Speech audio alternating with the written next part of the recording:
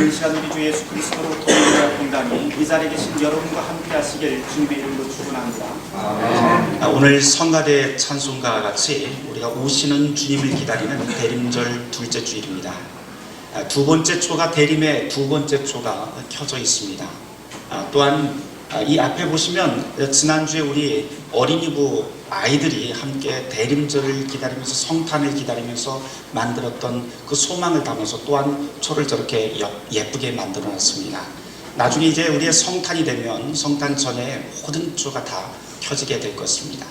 이렇게 주님 오시는 그 기다림인 우리의 소망 가운데서 기다립니다. 그러나 이 소망 가운데서 기다린다고 하는 것이 그냥 무작정 기다리는 것은 아닙니다. 우리의 모든 것을 되돌아보는 것이죠. 그래서 성탄목에 걸려있는 매주마다 하나씩 걸리는 이 장식들은 하나의 의미를 갖게 됩니다. 지난주에는 아무것도 없던 나무였지만 이제 둥근 볼이 하나씩 붙어 있습니다.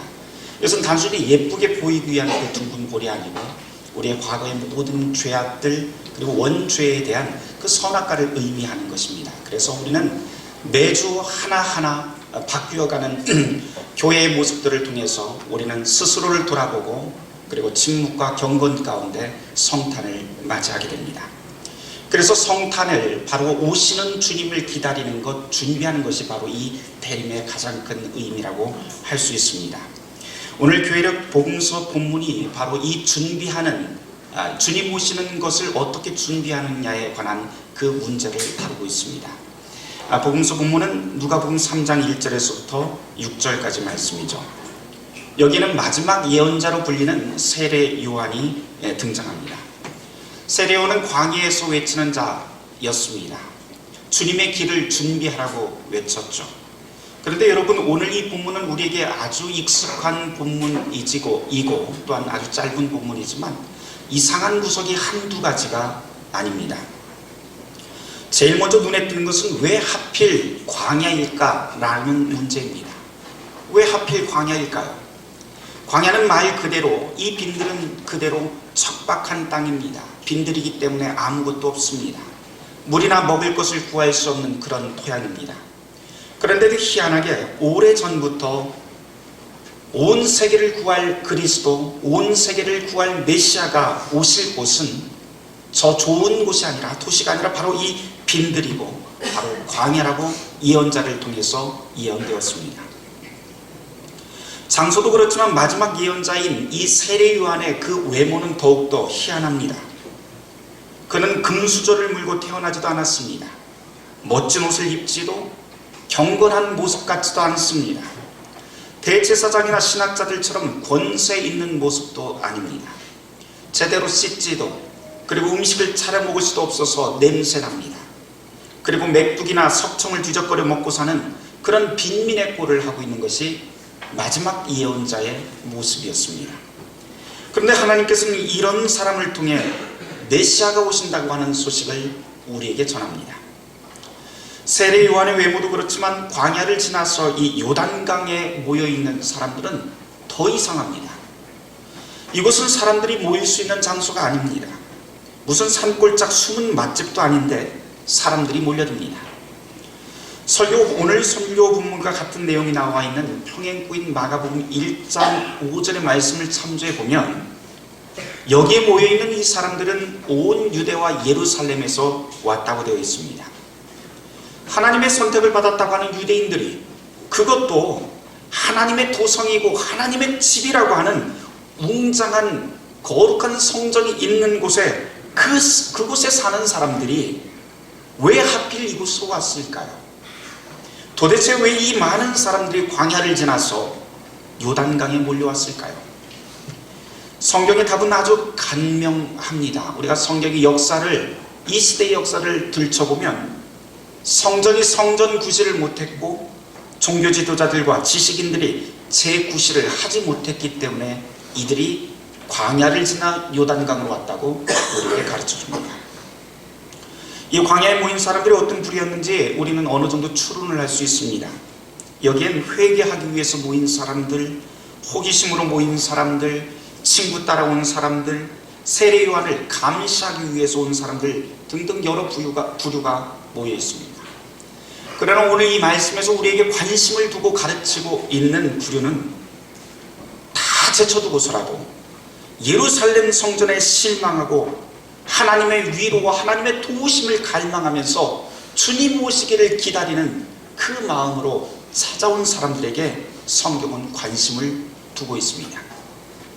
병든 자, 가난한 자, 죽음 앞에 서 있는 자, 이런저런 이유로 도시에 살 수 없었던 사람들, 예루살렘 성전에 들어가고 싶어도, 예배하고 싶어도 성전세를 낼 수 없어서 들어가지 못하는 사람들, 주류사회와 예루살렘 종교인들에게 냉대를 받던 사람들, 종교 지도자의 가르침으로도 채워지지 못한 그 냉하고 시린 그 가슴을 안고 온 사람들, 그런 사람들이 예루살렘을 떠나 광야로 들어가게 됩니다. 여기 모여있는 사람들의 공통점이 있습니다. 이 사람들은 성전에 들어가지 않았지만 여전히 하나님의 자비와 구원의 소망, 하나님의 도우심을 기다리고 있다는 것입니다. 이 사람들은 광야를 정처 없이 유랑했지만 결국 최후에는 주님이 오신다고 하는 그 복음의 소식을, 그 최후의 예언을 듣게 되는 사람들이었고, 회개의 세례를 받은 후 각자 삶의 자리로 돌아가게 됩니다. 이것이 오늘 성경의 이야기입니다. 그런데 여러분, 이 예루살렘 성전, 그리고 종교 지도자들에게 실망해서 예루살렘을 떠나고 광야로 들어간 이 요단강 앞에 서 있던 이 사람들의 비극적인 이야기, 어쩌면 복음적인 이야기라도 할 수 있지만 이 이야기가 2000년 전의 이야기로 끝난 것이 아닙니다. 오늘 우리는 2000년 전 그 광야로 들어갔던 사람들을 오늘 대한민국 땅에서 다시 만나게 됩니다. 교회를 떠나고 유랑하는 사람들이 폭발적으로 늘고 있다는 것, 우리는 곳곳에서 듣고 체험하고 있습니다. 이런 사람들을 유목민을 뜻하는 노마드라고도 부르고 또는 가나안 성도라고도 부릅니다. 가나안 성도라고 하니까 무슨 젖과 꿀이 흐르는 그런 가나안 땅을 이야기하는 것 같죠? 그런 의미가 아닙니다. 가나안을 거꾸로 하면 안 나가입니다. 그래서 교회에 안 나가는 성도들을 일컫는 말인데, 자기 스스로는 신앙인이라고, 기독교인이라고 생각하고 있지만 기성교회에 나가지 않는 성도들을 가리켜서 가나안 성도라고 그렇게 부릅니다. 이 가나안 성도의 문제는 사실 오늘 이 시대 한국교회 전체의 고민거리입니다. 지난 100년 동안 개신교회는 성장을 거듭했습니다. 그런데 지난 20년부터 급격한 감소세로 우리는 접어들었습니다. 한때 신자수가 1000만 명 이상이라고도 했습니다. 그런데 2005년 인구주택 총조사 당시 그 결과가 860만으로 2005년에 통계보고가 되었습니다. 860만이라고 하는 숫자, 사실은 많은 허수가 이 안에 들어있습니다. 여기에는 2단 사입이 100만 명 이상이 포함이 되어 있고, 그리고 여러 교회 중복 등록된 신자들이 한 100만 명 정도가 또 여기에서 있습니다. 그래서 그 숫자를 빼게 되면 실제로 출석 교인 수는, 개신교인이라고 할 수 있는 출석 교인 수는 전체 500만 정도밖에 되지를 않습니다. 그런데 더욱 큰 문제는 앞으로 교회 탈출을 꿈꾸고 있는 사람들, 교회에 지금은 다니고 있지만 교회 탈출을 꿈꾸는 사람들의 잠재적인 인원이 100만 명 이상이라는데 그 심각성이 있습니다. 그렇게 따진다면 개신교회의 미래는 불보듯 뻔합니다. 우리는 얼마 전까지 비어가는 미국 교회를 쳐다보면서, 서구 유럽 교회를 보면서 참 한심하다고 우리가 스스로 비웃었습니다. 그런데 지금 남의 집을 보고 웃고 있었던 그 사이에 그 비웃음이 바로 우리의 이야기가 되어버렸습니다. 요즘 어느 교회나 재직들이 모이면 이곳저곳에서 볼멘 소리를 합니다. 교회마다 교회를 정해서 다니기는 하지만 등록하지 않은 교인들 숫자가 많다는 겁니다. 예배만 드리고 교인들과 교제는 전혀 하지 않는 사람, 또는 소리 소문 없이 사라지는 교인들이 점점 늘어난다고 하는 불평이 이곳저곳에서 들립니다. 반면에 대형교회는 전혀 다른 고민거리를 이야기합니다. 일부 예배는 이 교회, 2부 예배는 저 교회로 떠들면서 등록하지 않고 조용히 설교만 듣고 축도만 받고 사라지는 교인이 점점 늘어난다고 합니다. 한 곳에 뿌리를 내리지 못하고 떠도는 사람들이 증가하는 것, 이것은 교회에 관심 있는 사람이라면 누구나 다 알고 있는 불편한 진실입니다. 몇 년 전까지만 해도 20, 30대 초반의 미혼 청년들이 교회를 옮기는 절대다수였습니다. 그런데 최근에 들어서는 30, 40대 중반 사이의 젊은 부부와 가정이 급속도로 늘고 있다는 연구 보고서가 속속 들어옵니다. 이렇게 교회를 유랑하는 사람들의 대부분은 사실은 한국 교회가 안고 있는 근본적인 병폐들 때문에 이들이 생겨납니다. 획일적인 신앙의 강요, 교회 안에서 사라진 소통의 구조, 신앙의 질문을 막아버리는 종교 지도자들의 권위주의, 교회에 오랫동안 자리 잡은 터줏대감들이 보여주고 있는 신앙과 삶의 불일치, 이런 것들은 가난한 성도를 생산하는 주범입니다. 어쩌면 이렇게 숨막히는 교회 환경 속에서 교회를 옮기지 않고 다니고 있는 사람들이 오히려 더 이상할 정도입니다. 그런데도 기존 교회는 자기 스스로를 돌아보지 않고 교회를 떠나 유랑하고 광야 너머의 요단강으로 들어가고 있는 그 사람들을 소위 저 사람들은 정상적인 교인이 아니라고 그렇게 말합니다. 출석은 하고 있지만 자기 교회에 대한 봉사, 헌금 생활을 하지 않기 때문에 기존 교인들은 그저 신앙이 부족해, 저 사람들은 교회에 대해서 뭘 몰라, 저 사람들은 떠돌이 신자야, 또는 교회 쇼핑하는 사람들이야 라고 하는 식으로 아주 간단하게 주홍글씨를 새겨버립니다. 그래서 기존 교인들은 이런 사람들을 달갑게 보지 않습니다. 그러나 이렇게 유랑하는 사람들을 우리가 반드시 이해해야 될 필요가 있습니다. 예루살렘을 떠나서 광야로 들어간 사람들처럼 이 시대에 유랑하는 신자들 역시 세례 요한을 찾고 있고 하나님의 진실한 음성을 찾고 있고 하나님의 도움과 위로하심을 그들은 갈망하면서 광야로 흘러들어간다고 하는 사실입니다. 이 가나안 성도들은 여전히 자기를 그리스도인으로 여기고 있습니다. 가나안 성도들은 신앙을 버리기 위해서 교회를 떠난 것이 아니라 사실은 신앙을 찾기 위해서 교회를 떠난 사람들입니다. 어디 젊은 세대만 이렇습니까? 우리 미래라고 하는 어린이와 학생들은 또 어떠한가요? 제가 이전에도 한번 인용했던 은중관 박사님이 이런 말씀을 하신 적이 있습니다. 오늘 이 시대의 아이들은 광야를 떠도는 불쌍한 노마드입니다. 우리 아이들은 지금 학원, 집, 학원, 학교, 집, 학원, 학교, 집, 학원이라고 하는 이 삼각줄을 끊임없이 떠도는 방랑자 신세입니다. 지금 우리 아이들의 4명 중 1명은 지금 자살을 생각하고 있고 나머지 3명 중에 2명은 심각한 우울증에 걸려 있습니다. 그런데 진짜 더 심각한 문제는 우리 아이들과 청소년들의 삶을 하나님의 선물로 그리고 축복으로 진지하고 정중하게 받아들일 공간이 대한민국 그 어디에도 없다는 사실입니다. 있는 그대로 우리 아이들을 받아주는 그런 공간이 없습니다. 교회도 마찬가지입니다. 여린 영혼들을 조심스레 하나님의 형상으로 세워주는 그런 교회가 없습니다. 교회 안에 예배나 프로그램, 교육 콘텐츠들은 점점 늘어나고 정교화되고 있는데 아이들과 사람들은 계속해서 떠나갑니다. 예배, 교육, 섬김 등의 교회 프로그램이 더욱 고도화될수록 교인들과 교사들, 학생들은 피로감으로 탈진하고 교인들은 자꾸만 떠나가고 있는 이 역설을 과연 무엇으로 설명해야 될까요? 은중관 박사님이 이 지적한 가슴 아픈 현실은 남의 이야기가 아니라 사실 우리 교회의 자화상 아닙니까? 우리 교회 주일학교, 학생부, 청년부 그리고 30, 40대 교인들의 모습을 한번 진지하게 돌아보시길 바랍니다. 아버지와 어머니가 직분자이기 때문에 오랫동안 다녔기 때문에 남편이 다니기 때문에 친구 때문에 다니기는 하지만 언제라도 그 유대의 끈이 끊어지기라도 한다면 다 당장이라도 탈출하려고 하는 모습들이 우리 옆에서 보이지는 않습니까? 아니, 더 정확히 말한다면 교인들이 피로감에 탈진한 모습들이 보이지는 않습니까?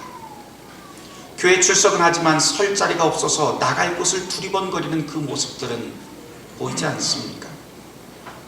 지금껏 우리는 이런 교인들을 탓하기만 하고 비난하면서 교회에서 별 영향력 없어 보이는 사람들이 설 자리를 더욱더 좁게 만들지는 않았습니까?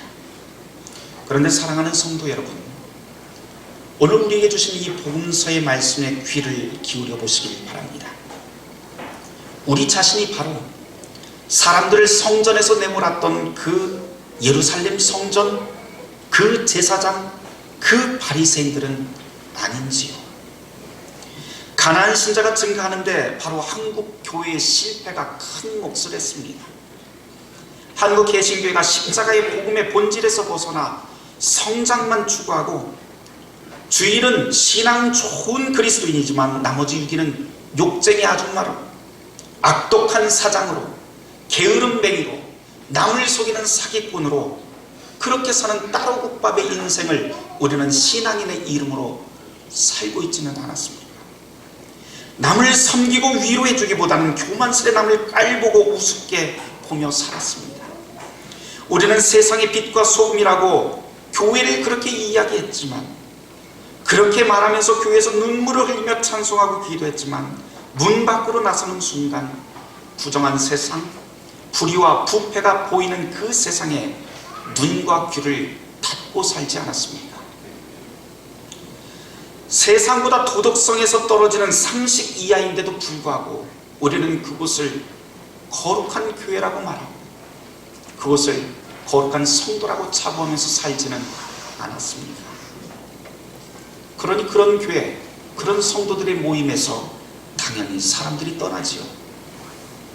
우리는 이제껏 교회 부흥, 교회 성장이라고 하는 표 아래 교인수 증가, 건축에만 열을 올려왔습니다. 어떤 교회는 갚지도 못할 돈을 믿음으로 대출해 놓고 빈 그 자리를 주의 양으로 채워달라고 하나님께 협박하는 기도를 해왔습니다. 담임 목사의 권위는 교회 내부의 소통을 막고 목사가 하나님 자리를 대신하는 그런 경우가 허다해서 사회의 일반 상식으로도 도저히 용납할 수 없는 일들이 곳곳에서 벌어졌습니다. 그런데 여러분, 남의 교회만 탓할 일도 아니지요. 우리 중앙루터 교회 과오도 우리는 똑똑히 보아야 됩니다. 이 자리에 있는 우리 중 이 책임에서 벗어날 수 있는 사람이 과연 몇이나 될까요? 우선 목사인 제 실패입니다.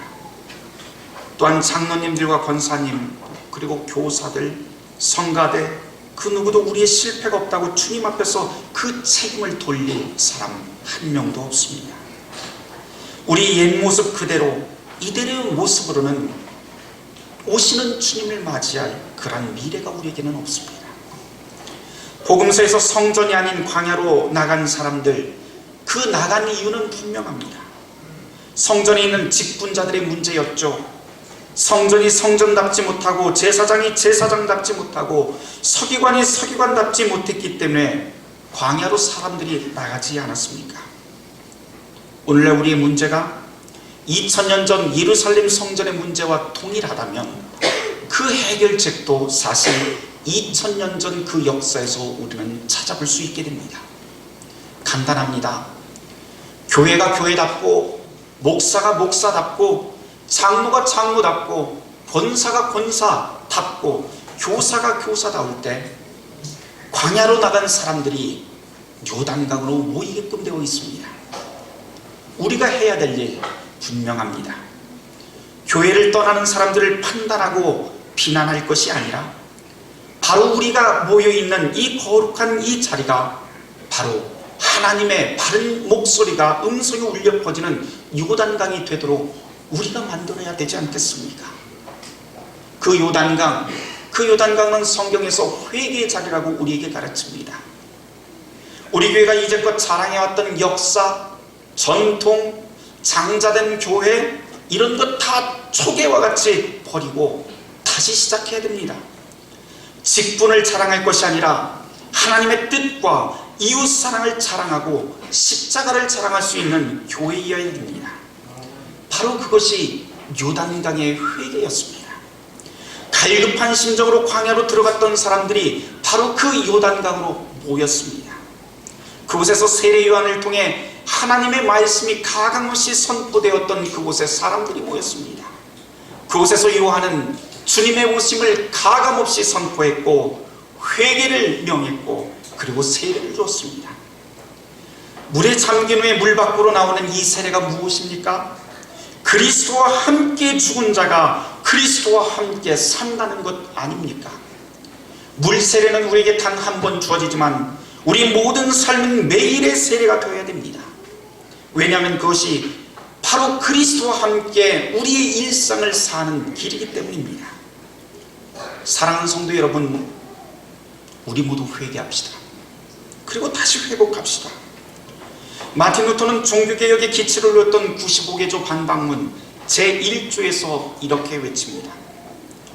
우리의 주여 선생이신 그리스도 예수께서 회개하라 명하실 때 그 회개는 우리의 전 삶이 돌아서는 것을 뜻한다.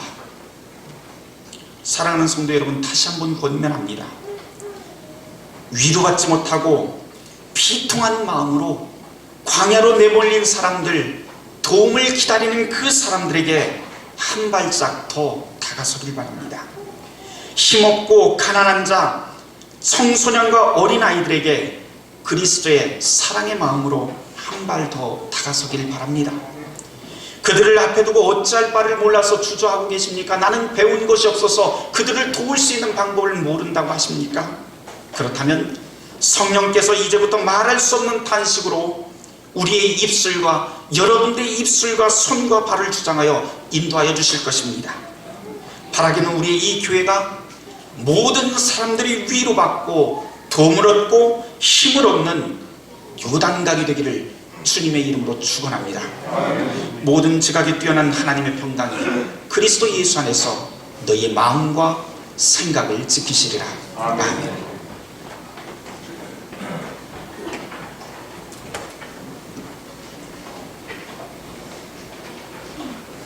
봉헌송 찬송하며 봉헌하도록